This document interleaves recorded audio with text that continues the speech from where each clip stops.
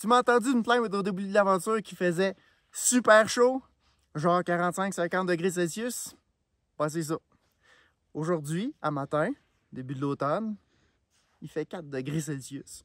Je suis gelé raide. J'ai souhaité d'être bien dans ces conditions-là. Finalement, c'est quand même froid. J'ai pas hâte de tomber dans l'eau en vélo tantôt. Puis le paysage a changé, je sais pas si tu as vu. Puis là, ben, ça me mène à te parler de la troisième loi de la nature. On a parlé de persévérance, on a parlé d'interdépendance. Et la troisième loi de la nature, c'est s'adapter ou disparaître. Et ça, ben, ça fait appel à la créativité. Je donne des exemples. Les dinosaures, pas adaptés, disparus. Le crocodile, en même temps que les dinosaures, il est resté. La tortue est restée. Chaque élément de la nature a développé sa stratégie pour réussir à passer à travers le temps.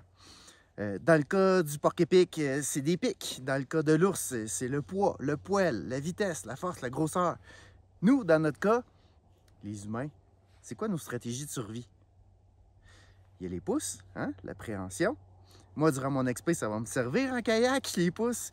Il y a aussi notre endurance, qui est extraordinaire, la capacité à redistribuer l'énergie dans nos graisses en action. Donc, pour mes 20 jours de kayak, je vais m'en être servi parce qu'en fait, là, mon kayak, au moment où tu écoutes cette vidéo-là, ben, il est presque fini. Donc, la prochaine fois, je te montre des images de mon expé de kayak. Puis quand on parle de créativité, un exemple de mon expédition, c'était une journée magnifique. Ça roulait super bien. Puis je dis à mon chauffeur, bon, ben, il reste 21 km. Ça va me prendre, c'était en descendant. Il y avait 400 mètres de descente. Je dis, ça va me prendre 1 heure. Fait qu'on se voit dans 1 heure. Ça m'a pris 4 heures. Parce qu'en fait, les 13 premiers kilomètres, ça a super bien été jusqu'à temps que j'arrive à un trou de boîte. Et là, mon vélo, c'est loadé de boîtes. Les roues incapables de tourner, j'ai jamais vu ça. C'est comme du ciment. Pas capable de pousser le vélo, tout est jammé. La chaîne, les roues, tout.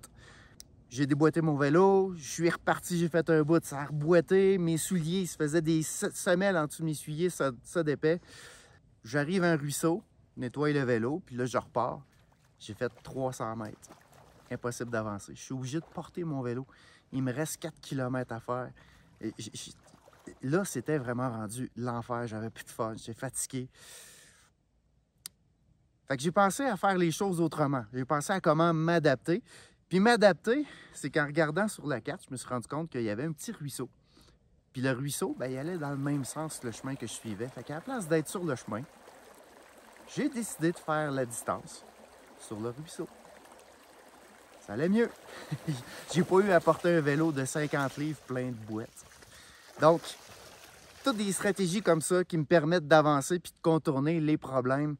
Les gens qui sont créatifs se déclarent plus heureux. En d'autres mots, sois intelligemment paresseux plutôt que niaiseusement vaillant. La créativité, ça permet ça.